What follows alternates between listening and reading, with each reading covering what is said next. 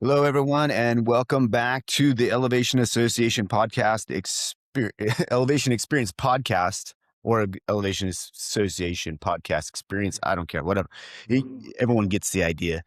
Want to welcome everyone back to the show. Thank you for listening. And we're going to pick up where we left off last time, where we were talking about, are you ready for an associate? This is, I think, a fairly I think a lot of people are confused about this, and I think that they run off of feel. So I'm excited to dive back into this and get into some more detail on things that we know are important to track before you know you're ready. Um, yeah, and I think that Jared, I'm excited to hear your thoughts on some of the stuff we're going to go over today. I know you've had a lot of experience with some of this stuff, so yeah, man, let's get rolling. Yeah, a lot of stuff that we're sharing today is stuff that we've learned the hard way, which is typical for us.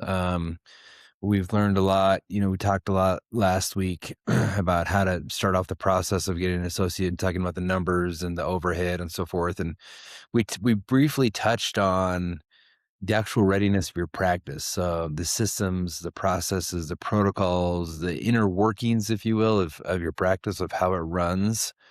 And so today we're going to continue that conversation because this is a much more important part than what we give credence to a lot of times. A lot of times we talk about the compatibility of the doctors, maybe personalities, or we talk about whether we're financially ready, but is your practice ready? Like, are you ready to actually bring somebody on to interact with you and your team and your staff? And if you bring somebody on, is it going to be chaos, or is it going to be a kind of a seamless introduction? And so today we want to talk about some of those clinical administrative processes, and obviously the first one has to be the doctor to doctor compatibility as far as your diagnostic philosophy. So we often think, oh, he's a dentist, she's a dentist, I'm a dentist. We're on the same page. But as we know, after practicing for 20 years, that's not always the case. People have different ideas and philosophies, and I'm not saying the one is right or wrong. It's just some people have different ideas of how to practice. Are you a wait till it breaks type of dentist? Are you a conservative? Are you more traditional? Are you more of a let's get it taken care of before it becomes a problem? Are you proactive? There's not a wrong way to practice, in my opinion. It's just that you need to make sure you talk about those things ahead of time. How do you treatment plan the cases, the moderately high count or these complex cases, right? I mean, these all on fours. Are you an all on four guy? Are you a try to save as much as we can? There's a lot to talk about, and I think it's important to define your own philosophy also before starting to interview other people about their philosophies, and be sure about why you do what you do. And don't be don't feel bad about what you do. Just, this is what I do. This is why I do it. This is my standard of care. This is where I'll compromise. This is where I don't compromise. And try to be as honest as you can about it, because you can be bravado about it and say that you do things, but when it actually comes down to it, when you treatment plan and you're sharing patients, your upcoming associate or possibly partner will see all that work, and will be able to look back at all the history, and they'll be able to see your pattern of your philosophy. And so it's better just to be honest up front with yourself about your philosophy, define it, don't be apologetic about it, and then find somebody who has a similar standard of care and philosophy. No, man, I 100% agree with that. We're going to talk a little bit more, but we're going to get into some psychology of having an associate, and this is going to tie into that. And I think that you can avoid a lot of conflict up front if you are able to articulate what your philosophies are and what your expectations are. Yeah, and you need to once you finalize that, and once you both articulate that, and if you feel like you're on the same page, you need to have your procedures and your workflow within the office standardized across the board. So, meaning your assistants, your front office, your treatment coordinator, your hygienist need to know what the system and the procedure is, and you're plugging somebody into that system. Not that you can't make tweaks when they come on. They're gonna come on with some ideas and some so forth, but you need to have a standardized procedure. For example, the new patient experience needs to be the same for every new patient. The incoming associate needs to know this is what we do. We schedule a 1 hour hygiene appointment, and then we have a half hour to an hour um patient experience after that, where they come and they meet the doctor, we review the x-rays, we have intraorals taken, we know they're going to go to the photo room, they're going to have their picture taken. Like, these things happen every new patient. That's our procedure. Of course, there's always some exceptions on emergencies, whatever, but generally speaking, that is our new patient experience, right? What is your hygiene visit flow and exam timing? Does your associate plan on coming in and taking 10 minutes with the hygiene patient? Or are they planning on coming in, they do a quick review, and are they out? What's your flow? What do you say? Hey, here is generally what our standardized procedure is for our hygiene visit flow. This is what we do. This is what we say. This is the interaction we have with the hygienist. This is how we play this out. Same thing with your emergency visit protocol. What is it? Our front office always schedules 20 minutes, half hour, 45, whatever your procedure is for this emergency exam. Every time, no matter what the emergency is, the assistant is always going to take a preoperative X-ray. They're going to come and they're going to tell you what they see, what's going on, what the patient reports. Then you're going to go in and you're going to do what? This is so whatever your protocol is, those all need to be standardized, right? Scheduling. This is important as well. Like, it pay, our treatment coordinator is very adamant that we have blocks scheduled for productive scheduling. Now, um, those are blocks and those are guidelines, and generally we try and fit those, but we try and prioritize our high value procedures at a certain time of the day when you and I Dan are the freshest, when we are at our best. Those are our high value procedures. What does the perfect day look like? What does it look like for you? What does it look like for the associate? Make sure you have all those protocols in place before they start. Time blocks. This is a huge one for a new patients, for emergencies, right? Like, looking forward in the future in the hygiene schedule, right? What are we're blocking out times for SRP, for perio maintenance, so forth. That now they're just going to fill in with non-productive stuff. And so, yeah, all those protocols need to be put into place, ahead of time. We talked a little bit, but also we can talk about the financial protocols. This is the huge one too, because you're paying an associate based upon generally probably a percentage of collections or an adjusted gross production, whatever it is. They need to know, and you and your front office, I mean, this is the fee schedule we're using. This is what we're doing. These are the discount policies. This is what it means when you say I'm going to trade. This is what it means when you have somebody willing to do you're willing to carry a balance for 3 payments or whatever it is, whatever sort of deal you make, that needs to be upfront, and those policies need to be set. These are the insurance companies that we work with. This is the PPO participation, and this is what that means for you as an associate coming in. Yes, we're paying you on a percentage of collections or adjusted gross production. That means adjusted means after the write-offs are taken. And here's what that means. Here's what that looks like. They need to know that, right? And then as far as like how to present a case, right? Case presentation, and then how those financial arrangements are made. You don't make them back in the chair. Then in our office, this is how this is made. So all of those things, you need to make sure you have those like set and ready to go ahead of time. And then, like I said before at the beginning, if the associate comes in, you're working through some stuff, you decide you want to change some stuff together, awesome. But that comes as a team decision later on. It doesn't come with ambiguity, which then is going to cause resentment because they're going to come in with their own expectations of what that should look like. If those aren't set ahead of time, that is very difficult for that to keep going without Yeah, and I resentment. I think that I think if you're a seasoned grizzly veteran, if you're a tenured doc and you've been doing this for a while, these are things that you just take for granted at this point. I mean, it's so because it's second nature now. Everything, if you have some policies, process, procedures in your office, everybody's used to doing them. But if you're a new doc coming in, you don't know any of those things. And maybe you came from an office, or maybe you came from a residency, or maybe you came out of the military, maybe you came out of, some other government service where think everybody did it different. I always thought that that was funny. When I first came to Wood River Dental, um, I kept having these Mr. Mom moments. I don't know if anybody remembers the movie Mr. Mom, but there was a point where he was taking the kids to school, and the crossing guard like comes up to him, and he rolls down his window, and she's like, "You're doing it wrong."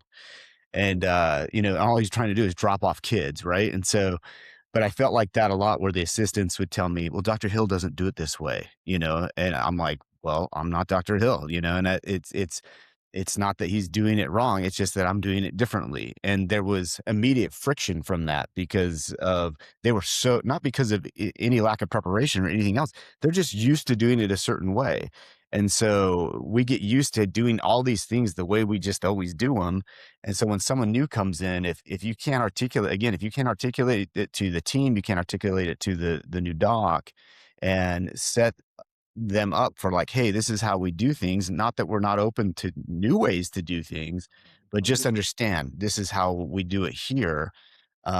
Is that going to work for you? Is that going to fit for you? I think that that's having those protocols in place so that the team and the new doc, the owner are all on the same page is huge. It's massive, right? And so if you don't have that stuff written down to where your team can look at it and go, okay, yeah, these are our processes and protocols for these. You need to do that before you get an associate. Yeah, your associate needs to understand those expectations coming in, and I think that's I think there's definitely what is it firm in principle, flexible in practice. Meaning, when the associate gets there and you've set some sort of protocol and it's not working, great, work it out together. Figure out why. Figure out what's going on. There's no reason why you can't eventually modify it or make it better. I think that's the value of having an associate is, Dan brought a lot of insight into Wood River Dental, and when we went over things, we changed a few things here and there, and then when we brought Ryan on as well, he challenged our systems and protocols, which is fine. But it was important to have those defined and then why we did them, and then we modified them from there. The other part of the systems and protocols, which is a big issue, is the KPIs and the scorecards. So these are Yeah. setting expectations and living up to expectations that you, the associate, and it's important to articulate your expectations of what you are expecting your team to accomplish and a time frame of when you want them to accomplish them. So that's why you have KPIs. I mean, you can't manage what you don't measure, right? Especially now throw in another doctor, you have another set of KPIs and numbers that you really need to watch, keep track of, so stuff doesn't get out of hand. So obviously, set your expectations, your KPIs for production and collections. That is the easiest one. So if you don't set those, we just had a conversation um, last week, Dan, with a new grad who is working for a corporate office, and his expectations of production, collections, patient flow, new patients per month, actual patients that were active patients were way off base. They were way off. And here he is stuck in a contract now with false misunderstood information, stuff that Yeah, that because the practice was not properly tracking the numbers, they gave him bad information. yeah, they would. And so he made decisions based upon that bad information, which is why it's so important to not track your KPIs once a year at the end of the year when you're doing your annual meeting. But you tracking them on a weekly basis, monthly basis, quarterly basis. So productions, collections. Their production per day, their production per hour is a good one. The case acceptance percentage, that's a huge one to go over. Um, just all of these, there's so many KPIs. I'm not going to go over all of them, but those are a couple of, patient flow. Let's talk about that one. Let's talk about the new patients per month, which as we know is simply one indication of new patients. So let's talk about reappointment rate. How many are we not losing out the back door, right? And then let's talk about the no-show cancellation rate. What can they expect? We have a high no-show rate. Okay, you can expect to have maybe a good day, looks like a good day, and then half the day falls apart. Is that expected? Is that kind of what's going on, or what? Or is that new? Is it because of X reason? Right? What can he expect out of the hygiene department as an associate? Maybe you don't really care what the hygiene production per visit is, but if you're planning on becoming a partner, you better care what the hygiene production per visit is. You need to keep a bead on the hygiene department because that's a business in and of itself. What is the perio percentage of the practice? Are we diagnosing perio or are we just doing prophies? That's going to play a huge effect into how much time you spend with the patient, with the hygienist as you go in.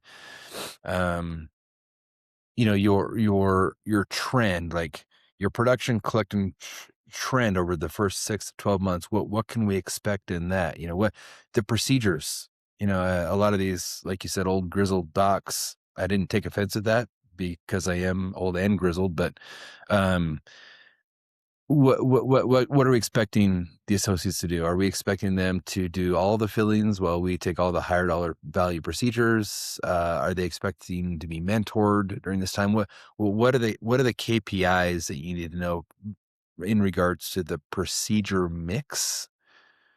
Meaning, are you going to give them enough to justify their presence, right? To being there and not only to financially justify their presence, but to give them enough mentorship or progression, depending on where they're at in their practice life. You may have an associate who's in the last 10 years, and that's a different story, right? But someone younger coming out of school looking to build, what is that procedure mix? So Yeah. at EA, that's why we love dental intel, right? We use dental intel. You can use almost any filter and literally find any procedure by provider, and you can see if the associate is adding growth to the practice or if they're just kind of existing in your practice. And it's important to monitor those KPIs before and after the associate gets there.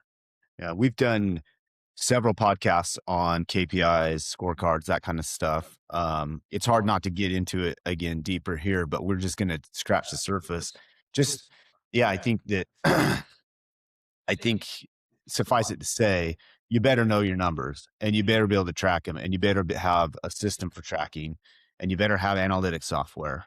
We beat that drum constantly. And yeah, yeah, again, to kind of punctuate Jared's point, thank you to Dental Intel. They've been a awesome tool for us, and also just want to give them a shout out for being an awesome supporter for Dental Legacy Foundation. As long as we're on the topic of Dental Intel, so cheers to those guys. Yeah.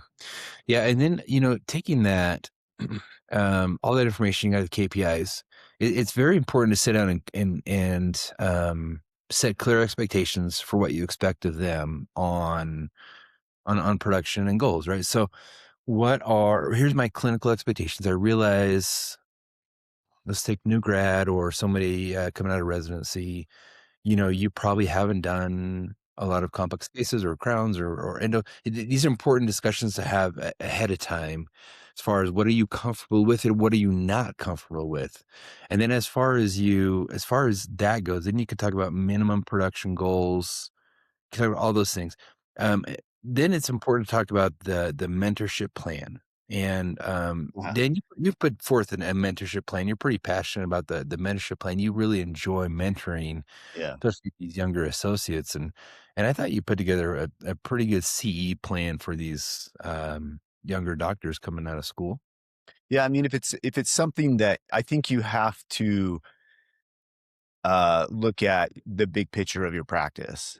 And I think the number one thing you have to do before you even decide to go down the mentorship pathway is think about if you've got the bandwidth for it. You might have the desire for it, but if you lack the bandwidth, if you're already tapped out, because you're, juggling 40 other things, on top of the practice work, and you just don't have it in you, because it does take extra hours later. It takes staying after work sometimes. It takes stepping out of your case to go help out with another case, help them out with the case, or maybe you're bailing them out, that's something that's happened, where they get stuck on a root canal or they get, have a complication with an extraction or, they perf a sinus or whatever the heck happens, right? And now you've got to go and manage the case. You have to be willing to do that stuff without getting flustered and frustrated, because that's part of the package deal. And I think that this is a huge talking point of, um, I think there's a lot of docs that like the idea of mentorship, but when it comes down to it, they either lack the time or bandwidth. Sometimes it's the same. I was just talking to a friend of ours that's in dental school right now, and he was trying to decide whether or not to do a residency, and he says, "Well, I get told by I've been told by a lot of docs that I don't need to do a residency because I can just get mentorship." And he says, "They said that the residencies aren't worth it." And I said, "Well, first of all, you need to ask the person that says it's not worth it, did you do a residency?" Because if they say no, then they're speaking out their butt and they don't know what they're really talking about because they haven't actually done one. And then the second part is if they say, yeah, you could go get on the job training or mentorship. I would want to know how, who, and when. Like, how's that going to happen? Who's going to do it? Because we've seen that there are offices that I think mean well and they want to mentor, but the reality is they just don't have the bandwidth to do it, and so it ends up being a frustration point, where the doc comes in expecting to be mentored, and the doc that hires them is hoping to mentor them. But then as things get rolling, either the office is too busy or the doc just doesn't have it within them. They wear out, they burn out quick of this. They start to feel like the associate's needy or whatever, right? And so we're going to talk about that a little bit more in just a second. But yeah, this is something that when we put together the mentorship, and we'd be happy to share this with anyone. If you just reach out to us, we can show you the program we created at Wood River Dental, for mentorship. And it's intended to be a 2-year thing. Mentorship doesn't happen in 3 months. You're not going to be 3 months and now we're done. We're good. And it involves investing in CE for your associate. So I think that's a, important, demarcation to understand, is that, look, this is an investment in this associate. It's and time, money, energy. So just think of it that way. And if you don't have that, don't say you will. Like, just tell them, like, I'm not really the mentoring type. Like, but I will provide CE or whatever." Yeah, and I would be clear on how you're monitoring the mentoring, if that Yeah. makes sense. How often, like, this is when I mentor you and I say I wanna review the cases, that means what? That means I wanna review the X-rays of before and after. I wanna sit down with the assistant. What does that mean? How often are we doing this? Are we doing this every week? Are we doing it every 30 days, 60 days, 90 days? And, um, because these younger doctors want mentorship. So they want feedback, but if you don't have time or the bandwidth for it, it's not a great relationship. So it's not something you wanna promise, if you can't provide it. So, and it's hard. Like, you gotta really, um, kinda do your homework on this aspect of it. Um, and then speaking of being hard and being ready for this, that kinda leads us into really the psychological and leadership readiness. Are you ready for this, Oh, because the most of the failures, the reason why they fail isn't math. It's not because it doesn't add, it's not because you can't afford it or they can't afford it.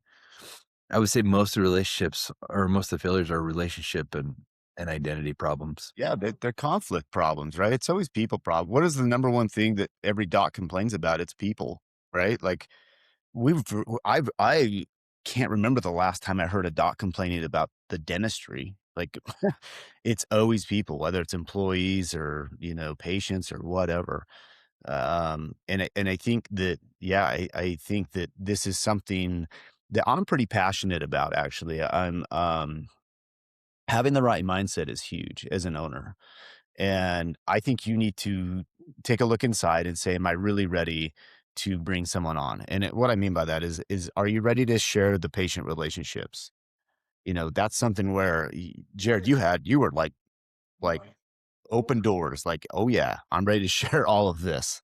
Um, and, there was maybe a slight bit of intrepidation when I was brand new, but that went away probably within the first day, because your mindset was like, no, I don't just want to share, I'm not just ready to share. I want to share all these patient relationships. And it was introducing me to people. And it was, hey, this guy, telling me about this patient and loading me up before I would go in. So I knew what I was getting into, and that was huge.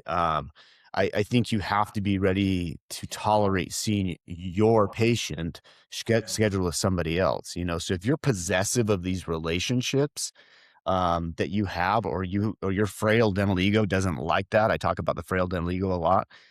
If it can't handle, feeling vulnerable for some reason because of that relationship, you're probably going to struggle. If you're just saying, no, there's my patients and your patients, you better have a buttload of patients in your practice, because if you're going to do it that way, it's going to be a struggle bus for the associate in the beginning. They're not going to want to stick around. Um, and I think you have to, like we were saying, I think you have to be ready to coach. And on top of that, you have to be willing to delegate, right? Like you have to be willing to hand stuff off and say, no, I'm not going to do this. I need somebody else to take this role or this responsibility. So it's not just all about the doing. And I think you have to be willing to be, you have to ask yourself, can I handle the short term volatility that's going to happen? So that's something that, Jared, as we've brought associates on, there's that dip in that first, you kind of hit the first few months, you get a dip as you get the transition of patients out of hygiene, getting scheduled into the new associates role. We kind of take a step back. Now, you and I are in a place where we actually like that, where we're like, yes, go ahead, take the patients and let us slow down a little bit, because we run at such a high pace. Um, but I think for some docs, it freaks them out. They feel like, oh my gosh, the practice is going under. I've slowed down. You know what I mean? And so you have to be able to weather that little dip, and so that you can build up to the long term capacity, right? And I think there's some red flags. I think when you talk about psychology, I think you have to identify some red flags, and these are things that, again, for any if you're listening to this, you have to be open and vulnerable to yourself. Be honest with yourself. And if you're willing to do that, that's going to set you up for success. Don't try to be something that you're not. Understand who you are. And so, with that in mind, when you sit down to kind of evaluate, am I ready for an associate? There's kind of a checklist that will actually give you an actual checklist, but there's a mental checklist. And so we've touched on a couple of those. We're going to touch on a couple more, but some of the red flags to look for is, ask yourself, do I want the associate to fix my schedule, but I don't want to change my own habits or my leadership style? That's a red flag. The associate is never going to fix your schedule. That's not going to happen. Okay. Do you feel defensive if anyone suggests a different clinical approach? If you are, it's okay to be set in your ways, but you have to be open to someone else doing it differently, right? You have to be okay with someone saying they're doing it wrong, right? And you say, okay, well, they're doing it differently, not necessarily wrong. And then you might have to mitigate some of that. Um, and I think that you have to be willing to invest time in, like I was saying a minute ago, at a minimum, you have to be willing to invest the time on the onboarding process. If mentorship is something, there is a certain level. I don't care if you hire someone that has been practicing longer than you. If you're bringing someone new into your practice, you're going to be in a mentorship role, whether you like it or not. And that mentorship may not be about clinical skills or like procedural skills, but instead it's going to be mentorship of how to navigate this office. How do you get along with this person, or watch out for this, this assistant, because they do things a little bit different, or maybe they're great with patients, but they have a tendency to forget stuff or whatever, and so you have to be patient with this one. Or that's still mentorship. You're still talking about mentorship in that sense of, it's a social mentorship. So it's not all clinical. And I think you have to be willing to invest the time to onboard the associate and then to mentor them. And it does take time and energy. Yeah, it's next weekend we have our outfitters course on Friday and Saturday, and that course is really great because it goes deeper into accountability charts, organization design, associate pathways, KPIs, how to set up your systems. I mean, it's an intense 2-day course. It'd be a great day. It'd be a great way to kind of start to make sure you have those systems in order and processes and protocols and so forth in order, your vision and so forth. And then just make sure you are set and ready to go. We're happy also to help you look over KPIs and numbers and scorecards and one really cool thing is we've got Dominica coming up and Alaska coming up. These trips where you want to talk about mindset, right? You want to talk about the psychological aspect of being ready for an associate or partner. Like you said, talk with people who have done it or who are doing it. That's hard to do sometimes, but that's why we create these environments. We create these getaways, these escapes where you can, hang around and sit on a surfboard and talk with somebody about it in a non-confrontational. You're not you're not making them uncomfortable by asking these questions. It's like part of the tribe. This is why we get together is to share these things, to share these experiences, to work these things out together. It's a give situation. I guarantee if you're listening to this, you have something to give and share that's valuable to other people of the tribe. And that's the value of being a part of EA too. But um it's a great opportunity for growth, associate, partner, if it's something that you're seriously looking at or interested in, take these words to heart, go to school, find the resources that you need. If you have any questions, reach out, let us know. Awesome. Well, I love this topic. To Jared's point, come hang out with us. Let's talk about it some more. Go to elevationassociation.com. You can reach out to us there too. We're always happy just to talk. So if you just want to like bounce some ideas and like maybe network or find somebody, maybe we can point you in the right direction to someone help out. Maybe you need some legal help. We don't do anything legal, but we have resources and we can share our partners with you that can help you to set up contracts or whatever you need. Reach out to us. We're happy to point you in the right direction. And as always, we appreciate you guys listening, and we'll talk to you next week. So have a great week, everybody. Thanks.